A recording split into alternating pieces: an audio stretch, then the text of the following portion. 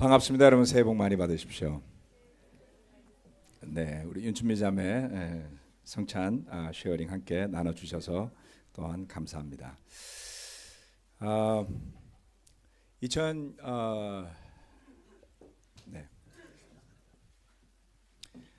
이 뒤에 있던 커튼을 떼다가 앞에다 단 거예요. 이게 새로 한 줄 알았죠? 네, 이렇게 앞뒤로 떼다가 붙이면 좀 분위기가 달라지는 마술을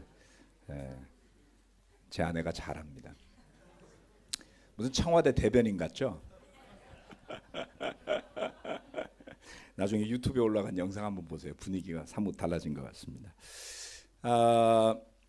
드릴 말씀은 많지만 오늘은 시간이 많지가 않습니다. 오늘 예배 마치면 잠시 한 15분간 쉬었다가 바로 뒤이어서 워크숍을 진행해야 되기 때문에 오늘 말씀은 조금 짧게 준비를 좀 했습니다. 올해 우리는 내 눈을 열어 주소서라는 제목입니다. Open My Eyes라고 뒤에 되어 있는데요. 이게 이걸로 나왔군요. 이 조명들 때문에 좀 처음에 뒤에 보이던 그 화면이 조금 흐려 보이죠, 그렇죠? 그래서 여러분 눈을 더 활짝 열어야지 그게 잘 보입니다. 그래서 아주 예배당 셋업도 주제에 맞게 해주신 것 같아요. 오늘 설교의 제목은 내 눈을 열어 진리를 보게 하옵소서입니다. 시편 119편 17절부터 19절 말씀 앞에 제가 적어 놓았습니다. 다 같이 한번 이 세 구절을 한번 같이 읽어보겠습니다. 시작. 주님의 종을 너그럽게 대해 주십시오. 그래야 내가 활력이 넘치게 살며 주님의 말씀을 지킬 수 있습니다. 내 눈을 열어 주십시오. 그래야 내가 주님의 법 안에 있는 놀라운 진리를 볼 것입니다. 나는 땅 위를 잠시 동안 떠도는 나그네입니다. 주님의 계명을 나에게서 감추지 마십시오. 아멘. 올해 우리가 주제 구절로 선정한 시편 119편 18절 말씀은 이 17절로부터 시작되는 그 흐름 속에 있는 한 구절이에요. 시편 119편 다들 읽어보셨죠? 시편 중에 제일 긴데, 네, 다 보면은 총 176구절 정도가 있습니다. 굉장히 내용이 많은데요. 이유가 있습니다. 그 세 번역에 보면 주석에도 설명이 되어 있는데요. 이 히브리서 119편 말씀은 히브리어 알파벳 첫 머리 글자마다 8구절씩을 할당을 해서 마지막까지 써내려간 거예요.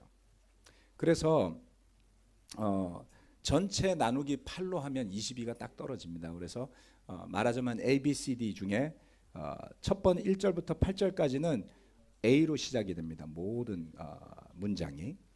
그 다음에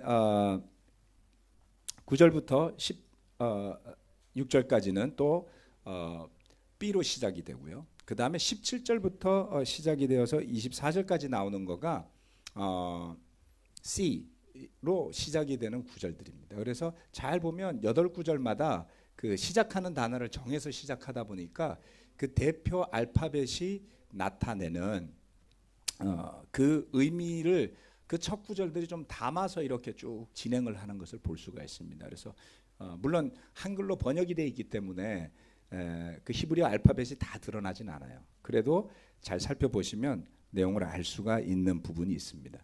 그 세 번째 기멜이라는 그 히브리어의 세 번째 단어가 기멜이라는 단어거든요. 그래서 그 알파벳으로 시작하는 것이 이 17절 9절입니다. 그래서 17절부터 24절까지가 이제 그렇게 진행이 되는 건데요. 그 중간에 그 다음 구절에 28절이 들어가 있는 구절이었습니다. 이 구절은 여러 가지의 의미가 있습니다. 우선 17절 말씀 이야기하기를 주님의 종을 너그럽게 대해 주십시오. 은혜에 대한 것을 이야기하고 있죠. 그렇죠? 그래서 그것이 의미를 좀 지니고 있다라고 볼 수가 있습니다.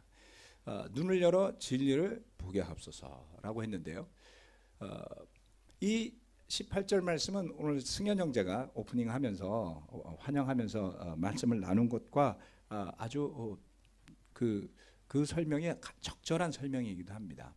아마도 여러분들 가운데 이 시편 말씀으로 이미 묵상을 하고 하신 분들이 있을 텐데요. 이해나 해석이 크게 달라지지는 않을 겁니다. 내 눈을 열어 주십시오라고 이야기를 합니다. 여기서 열다라고 하는 단어는 가라라는 단어인데요.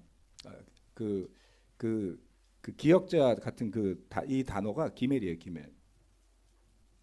요 글자. 요거가 이 17절부터 시작하는 그 단어의 첫 글자들입니다. 근데 이 가라라는 히브리어는 의미가 있습니다. 어떤 의미냐면 벗기다, 제거하다라는 의미를 갖고 있습니다. 그래서 하나님께 기도를 이렇게 드리는 것이죠. 내 눈을 열어주십시오라고 말할 때 왜 눈을 열어달라고 그러지? 눈 뜨면 되지 라고 우리가 생각하지만 여기에 의미가 있는 거예요. 뭐냐면 하나님께서 우리 눈에 쓰여져 있는 그 뭔가를 벗겨주셔야 우리가 볼 수 있다라는 의미를 가지고 있습니다. 늘 덮여 있어서 볼 수가 없는 그러한 존재임을 암시하는 것이죠. 우리 믿음에 대해서 생각해 보면 여러 가지 해석이 있을 수 있습니다만은 당연히 우리의 적극적인 태도가 필요한 것은 사실입니다. 우리의 노력도 필요가 없다. 절대 그렇지 않습니다. 열심히 해야지 됩니다. 그런데 믿음이 우리 마음 먹는 대로 되는 것이 믿음일까요? 네. 하나님의 말씀의 진리를 보는데 우리 마음대로 열고 닫고 하면서 볼 수 있는 걸까요? 그렇다면 이렇게 간절히 기도할 필요가 없었겠죠. 네. 믿음은 우리의 욕심대로 생겨나거나 그대로 만들어지는 그런 요술방망이가 아닙니다. 내 의지나 힘만으로 되는 일이 아니라 전능하신 하나님의 손으로 그 눈을 덮고 있는 것을 벗겨주실 때에 비로소 우리가 볼 수 있게 되더라. 이런 의미를 가지는 것입니다. 이 18절 말씀을 잘 묵상해 보면 아하 그렇구나 라고 생각되게 되는 것들이 있습니다. 그것 중에 하나는 뭐냐면 신약 성경 말씀 가운데 왜 그렇게 눈먼 사람 이야기가 많이 나오는지 알 수가 있어요. 복음서 안에는 끊임없이 눈먼 사람들이 눈뜬 이야기가 나오죠. 심지어는 요한복음 9장 전체가 바로 눈뜬 소경에 대한 이야기입니다. 그렇군요. 그러고 생각해 보면 왜 사도 바울이 사도로서 세워지기 전에 사울로 있을 때 그의 눈이 비늘로 덮여서 보지 못하다가 그 비늘이 떨어진 다음에야 비로소 그가 세례를 받고 변화되는지 알 수 있게 되는 것이죠. 일본 사람들이 의미도 모르고 이거를 중요한 그 문구처럼 사용해요. 눈에서 비늘이 떨어진다. 메까라 우로코가 오치루 이렇게 말을 쓰는 거예요. 희한하게. 근데 그게 성경에서 나온 이야기입니다. 눈에서 비늘이 떨어지다. 그런데 그 비늘이 저절로 떨어진 것 같지만 하나님이 벗겨 주셨을 때 비로소 사울이 보게 되는 것이죠. 여러분 믿음을 믿게 되는 과정을 잘 살펴보세요. 우리의 입장에서 바라보면 그 하나의 순간순간마다 어떤 결정적인 순간에 선택과 결정을 하고 행동에 옮긴 일들이 있을 겁니다. 그런데 그 다른 편에 우리의 능력이나 힘을 넘어선 어딘가에 내가 그렇게 되지 않을 수도 있었는데 하나님께서 어떠한 계기로 우리를 인도하셔서 우리의 마음을 열어주시고 우리의 눈을 열어주시고 우리를 복음으로 인도하셨던 일들을 생각할 수 있지 않습니까? 눈을 열어주시기를 간구하는 마음이 필요한 이유가 거기에 있습니다. 마태복음 11장 5절 말씀은 이렇게 이야기합니다. 눈 먼 사람이 보고 다리 저는 사람이 걸으며 나병 환자가 깨끗하게 되며 듣지 못하는 사람이 들으며 죽은 사람이 살아나며 가난한 사람이 복음을 듣는다. 이 구절은 주님께서 그에게 물으러 온 사람들에게 답변해 주신 내용이었습니다. 당신이 오실 메시아입니까? 아닙니까? 가서 이렇게 전해라고 하신 것이었죠. 가장 놀라운 기적 중에 하나는 바로 이처럼 눈이 멀었던 사람들이 보게 되는 것 아닙니까? 또한 가장 놀라운 기적 중에 하나는 이처럼 올바로 걸을 수 없었던 사람들, 삶이 무너져 있고 마음이 무너져 있던 우리가 주님의 복음으로 치유되어서 걷게 되는 것 아닙니까? 가장 놀라운 기적 중에 하나는 치유될 수 없었던 불치병이나 다름없는 세상적인 죄와 탐욕에 빠져서 신음하던 우리가 복음의 빛의 비추임을 받고 우리의 영혼이 진리 가운데 자유를 얻은 일 아닙니까? 주님이 말씀하신 것처럼 이런 일이 우리가 믿게 될 때, 주님께서 우리의 눈의 거풀들을 벗겨주실 때 일어났던 일들입니다. 그런데 우리가 살아가면서 점점 우리 안에 비추인 그 복음의 빛들이 사그러들 때가 있습니다. 저는 2018년을 시작하면서 한 사람도 빠짐없이 이곳에 앉아 계신 여러분 모두가 함께 기도해야 될 하나의 숙제라고 생각해 주시길 부탁드리고 싶습니다. 그것은 바로 말씀을 접할 때마다 우리의 눈꺼풀, 즉 세상에 무겁고 두터운 그 눈꺼풀들이 벗겨지게 되고 비로소 진리의 말씀을 있는 대로 볼 수 있도록 주님의 도우심을 구하는 것입니다. 이것이 우리가 함께 기도해야 할 커다란 놀라운 숙제이기를 부탁을 드립니다. 말씀을 더 알고 싶고 말씀을 더 깨닫고 싶고 또한 더 큰 믿음을 가지고 싶기를 얼마나 우리가 갈망하고 소망해 왔습니까? 그러한 것이 저와 여러분의 수고와 열심으로 쌓아지고 만들어질 수 있는 것이었다면 우리는 지금 좀 대단한 일을 만들었어야 되지 않을까요? 많은 형제자매들이 시간이 흐르면서 실망하고 넘어지고 엎어지고 세상적인 마음으로 물드는 것을 저도 경험해봤고 제 주변에 많은 사람들이 그렇게 되는 것을 봤어요. 참 이유를 알기가 어려웠습니다. 그러나 점점 분명해지는 것은 우리의 모습이에요. 요한복음 9장 39절부터 41절 말씀입니다. 조금 전에 말씀드렸던 눈먼 소경, 이 눈을 뜨게 하는 이야기와 바리새파 사람들과 예수님 간의 논쟁이 이어지는 요한복음 9장 전체의 마지막에 나오는 구절들입니다. 다 같이 한번 읽어보시겠습니다. 시작. 예수께서 또 말씀하셨다. 나는 이 세상을 심판하러 왔다. 못 보는 사람은 보게 하고 보는 사람은 못 보게 하려는 것이다. 예수와 함께 있던 바리새파 사람들이 이 말씀을 듣고 나서 말하였다. 우리도 눈이 먼 사람이란 말이요? 예수께서 그들에게 말씀하셨다.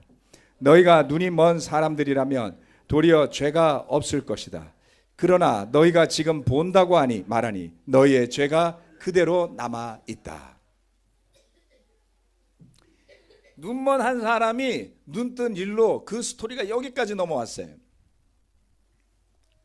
어느 안식일 날 눈먼 한 사람이 예수님의 말씀대로 실로암에 가서 눈을 씻고 돌아와서 눈을 뜬 사건을 이야기하는 것입니다. 그 일로 바리새파 사람들은 예수님과 논쟁했고요. 그 장의 마지막을 장식하는 이야기가 바로 이 내용입니다. 바리새인들이 눈치는 엄청 빨라요. 머리가 좋아서. 눈치로 알아챘습니다. 그러면 우리 보고 눈먼 사람이라고 지금 이야기하시는 건가요? 그랬더니 예수님이 니네 눈 안 멀었어. 너희 생각대로 덕분에 죄가 그대로 있어. 라고 말씀하셨습니다. 스스로 눈먼 사람임을 인정하지 않은 내 힘과 능력으로 진리를 알 수 있는 힘이 있는 것처럼 생각하는 것.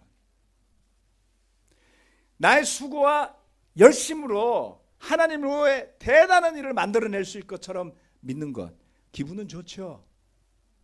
가보세요. 나중에 괴물이 탄생할 수도 있습니다. 좀 불편해하시는 분들도 있을지 모르지만 저는 우리 교회의 역사가 그것을 증거한다고 봅니다. 더 크게 본다면 기독교의 역사가 그것을 증거하고 있다고 봅니다.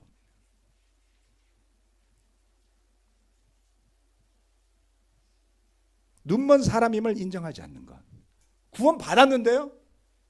저는 이제 눈 떴는데요. 저는 예수님의 제자인데요. 무슨 구원이 운전 면허증인가요? 어느 틈엔가 그 구원이 마치 면허증처럼 구원 받고 나머지는 내 마음대로 해도 되는 것처럼 인식하는 생각들이 퍼져 있지 않습니까?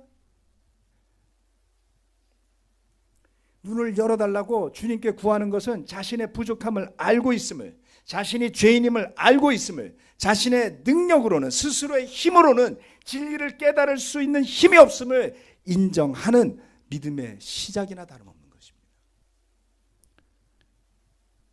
2018년 한 해를 시작하면서 우리 모두가 주님 앞에서 그와 같은 심정으로 함께 간구하면서 주님께서 우리 눈에 씌어진 것을 걷어 주셔서 주님의 법 안에 있는 놀라운 진리를 보는 일들을 체험하는 그런 한 해가 되기를 바라겠습니다.